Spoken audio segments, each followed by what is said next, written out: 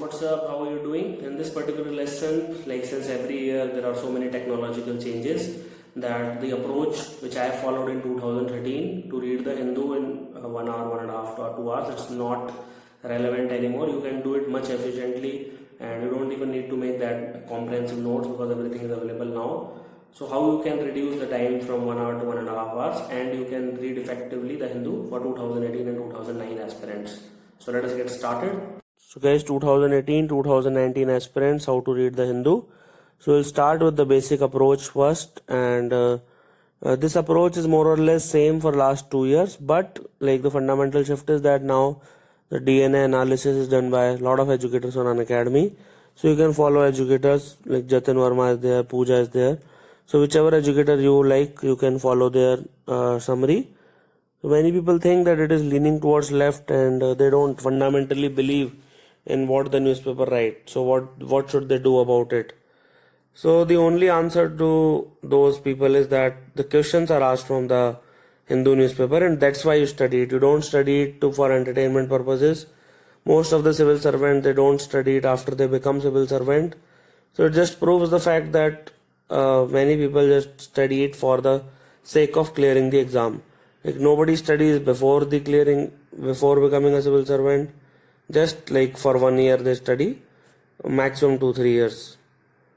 So nobody likes to read the newspaper for exam. Like this is the unspoken truth which not many people will agree. There are obviously 5% exceptions. I'm not talking about them. I'm talking about people like you, me, everybody else. And people hate it because it comes every day and there is a plethora of information out there and you have to like go through it. And the main reason it's daily and you can't afford to be lax on any day. And it is considered an absolute nightmare for the beginners because it is a very flowery language and it's a holier than thou stand. It means that they always take the moral high ground and they are not often practical. And as I have told you, I'm yet to find a single IAS or civil servant who continues to read it even after selection. So these points are similar for last 5 years. Okay, these have not changed. And it is equally true that the questions are asked directly in both the prelims, mains and interview.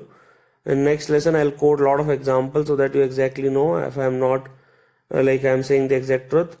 And if you can read it for first 6 months or somehow endure it, it will become easier because then you will get to know the pulse of the editorials and everything. And trust me, there is no way you are getting selected, especially in the mains examination if you don't read it properly. And sometimes you will take 30 minutes, sometimes you will take 2 hours. But the long term average, as I have told you, it should be between 60 to 90 minutes. वही हमारा aim होना चाहिए. And it's very difficult to ignore it also because if you ignore it, then you are not able to clear prelims. Even if you clear prelims somehow, 100% guarantee you will not be able to clear mains. So that is the reason why people study the Hindu. Now you need to read only one newspaper. So many people don't like reading the Hindu at all. They are like ideologically fundamentally different. But they read Indian Express, sometimes they read Hindustan Times. But see, the questions are not asked from those papers. Questions are asked from the Hindu, and this I have proven time and again along with the link of the article and the question in the UPSC. So I would strongly suggest against it. So whoever makes the question paper in UPSC, they go through the Hindu and then they make the question paper. And no need to read any financial newspaper separately, that I have told like countless other times, because you have like 6-7 hours worth of self-study time, maximum 10 hours. And out of that you are already giving 1.5 to 2 hours to Hindu. If you read another newspaper, then your 4-5 hours are gone. So that is not warranted. Now do not keep physical copies of the Hindu more than a week, because like nobody reads after 1 week. Okay, if you have 30 copies of the Hindu, it's more than likely chance that they will never be opened again. And no need to make detailed notes from the articles because they are repeated enough times. So detailed notes are not required unless the issue is closed. Okay, so if the Syrian crisis is closed, then you can make notes, or even like 1 month before the exam, and just write important keywords, phrases, important facts which you think are important, and you think based on the syllabus and the previous year question papers. And if the article provides the general feel-good material, this is called as GFG material, which will help you in writing answer in mains and in giving answers in interview, then I would suggest you bookmark it. Okay, and do not read it for recreational or entertainment purposes. Do not read it to increase your GK, but read it from the perspective of giving exam. So that is the best thing you can do. And there are so many summaries available in the market. Why should I waste my time reading newspaper daily? See, market summary I don't trust, but the DNA which is there, it will definitely supplement it. Now many people are doing altogether not reading the Hindu, so that is also not warranted, because if you are like seeing another people's summary and reading the Hindu, that is the best thing, because you have to save yourself and you have to find out your own path, whatever works for you. Okay, so I feel all the articles are important. How can I finish them all in 1.5 hours as you claim? So now here comes the important part. You go through the DNA.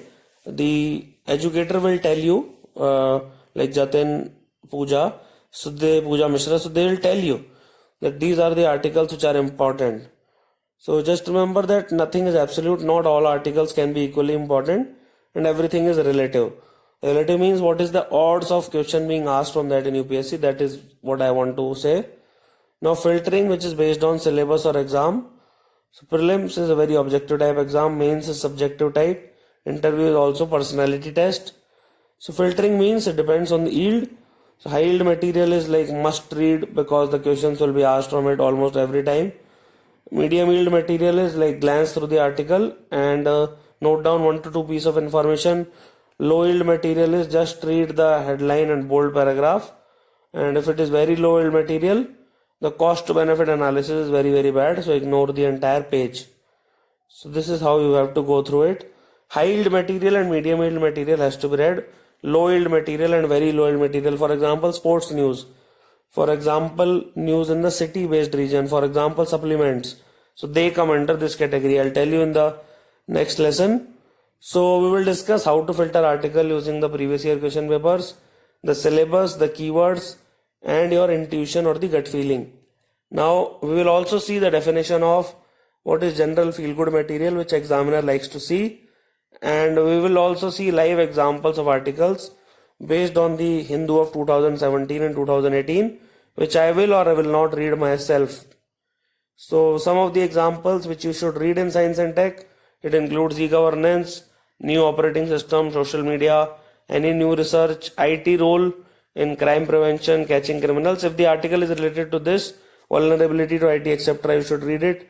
Then new vaccines, treatment of disease, national immunization program, any new disease, any new therapy like 3-parent baby, etc., pharmacology, any like related to that, and nanotechnology usage in health, improving shelf life, harm to environment, low energy appliance systems, etc. So thank you for watching this lesson.